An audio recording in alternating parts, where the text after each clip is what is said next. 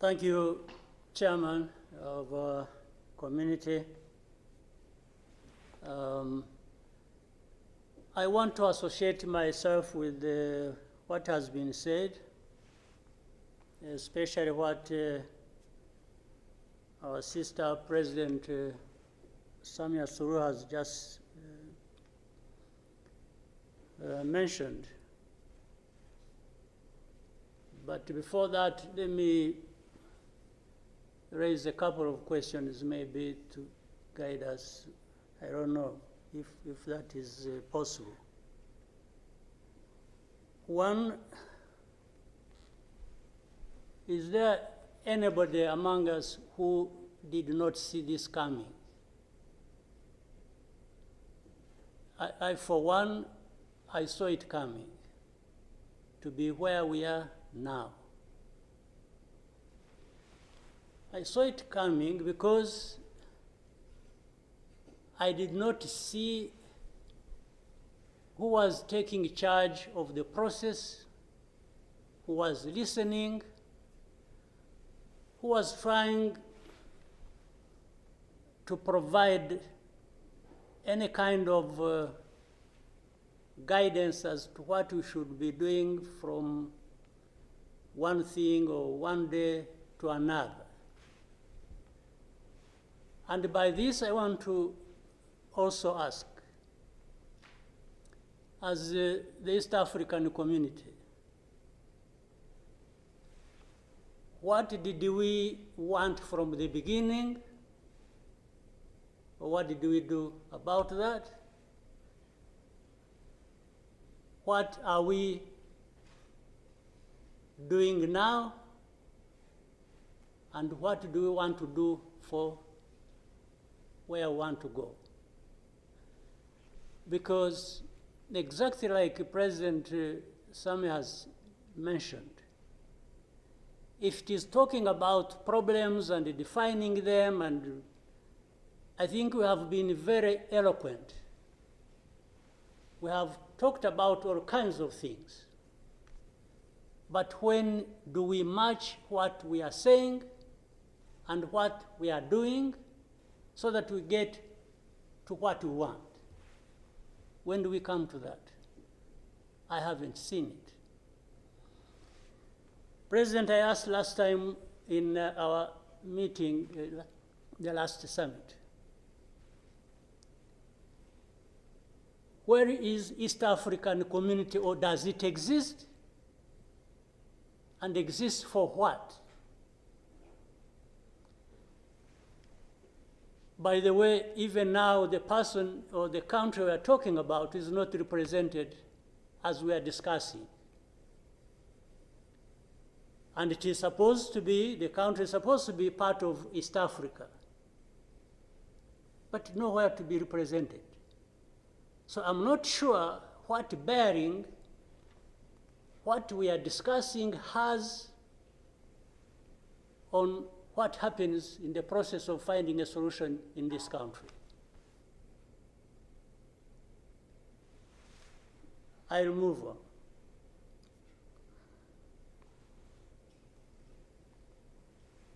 The conflict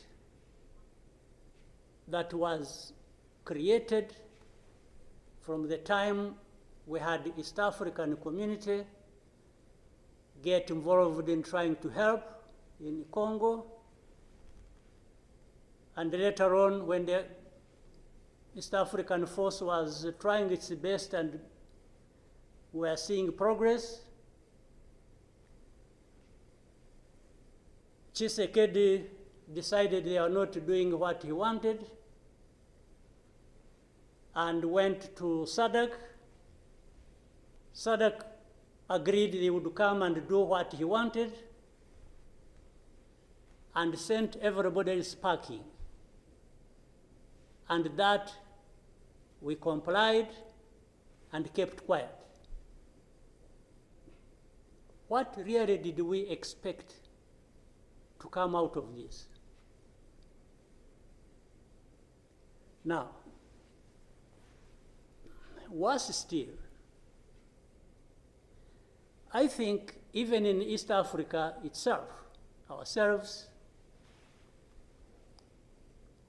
maybe we have different understanding of what the problem is, and we have never come together to agree or even disagree and find a way to come together finally to do what we ought to do to deal with this problem. Or we simply decided, each country, to move on its own with a different agenda arising out of involvement or whatever in Congo, and that was enough. If your interests were catered for by Tshisekedi, that was fine, even if the others' interests or concerns were not taken care of. You can imagine, therefore, what chaos comes out of that kind of situation.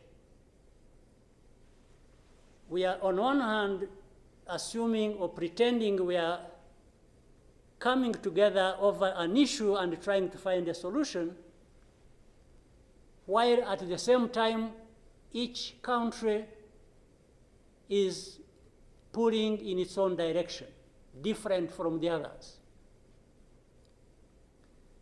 This is the fact of the matter.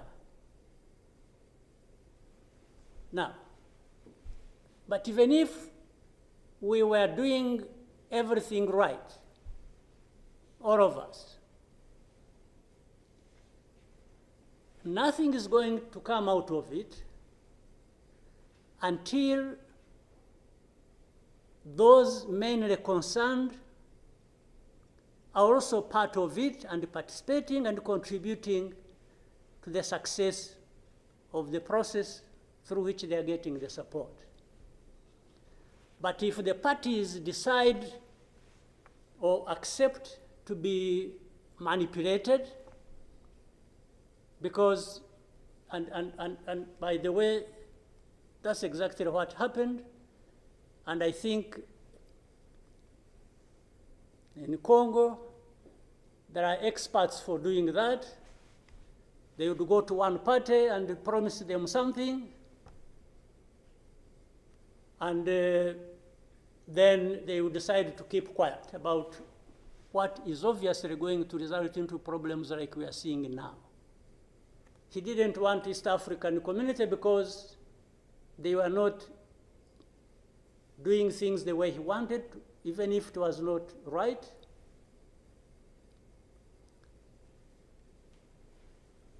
He got rid of them and he decided to bring in SADC. SADC was, without any question, coming to assist Tshisekedi to fight alongside FDLR, these murderers of our people here in this country, to fight against mercenaries, and to have Burundi on ethnic political basis decide to support Tshisekedi in whatever endeavor, including exactly doing what those murderers did to our people and what they are doing in Eastern Congo. They have displaced people, they have killed people, they have persecuted them on a daily basis for who they are. We have refugees here who have been here for the last 20 plus years, just dislocated from Congo and sent to Rwanda because they say these are ethnic Tutsis and therefore they belong to Rwanda, they don't belong there. And everybody is around. I don't know how many entities we have in Congo, honestly.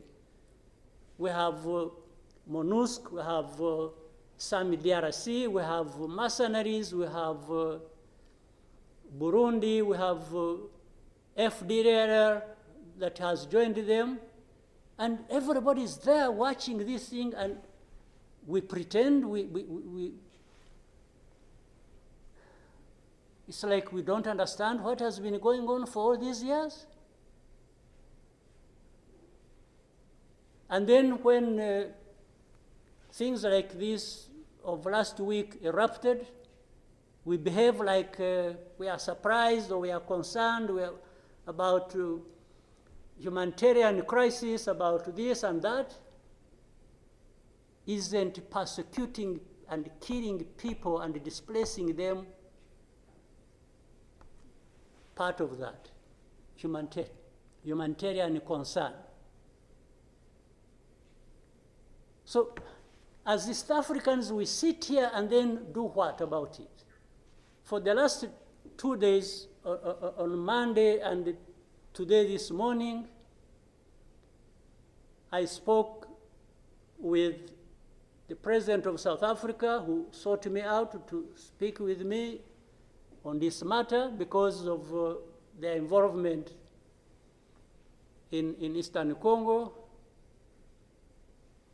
And he's also there pretending to be playing a peacemaker role. And he has a force that has been fighting alongside FDLR and has been fighting the M23 on the instructions of Tshisekedi, because these are people who are not supposed to be in Congo, that these are from Rwanda, or the M23 are not Rwandans, please. These are Congolese, and one time he accepts it, then another time he says, no, part of it is yes, and then the other part is from Rwanda, and these are He keeps on going. And how do we, leaders of our own countries, accept this to go on forever and just accept that we shall be manipulated by Tshisekedi or whoever is supporting him? And South Africa dares even issue threats about what is likely to happen after that, and so on and so forth. Of course, we will see what threats they are talking about. Maybe they should have done that exactly for which they have been issuing threats. They should have done it to clean up the mess in Eastern Congo, or to fight back those who have been trying to clean up the mess. So then you have the whole international community just confused. They talked about Rwanda, they talked about the Nairobi process. Honestly, even here, maybe you will help me understand what all this means. The processes became an end in themselves. And the people leading these processes became more important than the results of the processes. The Nairobi process became a Uhuru process. Then the Rwanda process, it's like you can't say anything that will displease President Lorenzo. Definitely, this does not help deal with such a serious matters as we are faced with today. That in the end, just because they can't be addressed, we have such a situation like we have now. And if anybody, and above all, I don't understand how Tshisekedi keeps thinking that he will resolve the problems to do with rights of people militarily. Kill them, shoot them, bring in forces that are ready to help, like especially Burundi. Well, I don't know whether that has been helpful for the last few days or weeks. They have been doing that. So I want us Chairman, Your Excellencies, I want us, whatever we are saying and whatever we intend to do, we capture the context rightly and then proceed based on that, and maybe we can get somewhere. But otherwise, if we keep saying good things, saying that, and to each other, being nice, and then each one fulfilling their own interests other than others' interests, the common interests we have as East Africans, then I don't see how we are going to contribute effectively to finding a solution. But really, to have even had East African community expelled from Eastern Congo and everybody complied and then there was quiet, it's as if it was normal or that is okay. Everything dictated by the country or the person we are trying to help. I didn't understand that. And that's where we are now. That's how we are here, where we are.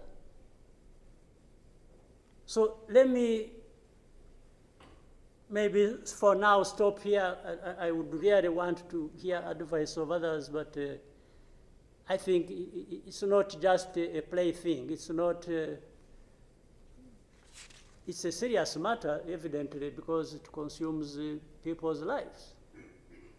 And the other day, 2-3 days ago, we lost people. There was a lot of sharing from Eastern Congo, from Goma, and killed a dozen people and injured hundreds. We will definitely take care of that. There's no question about it. Thank you, Mr. Chairman.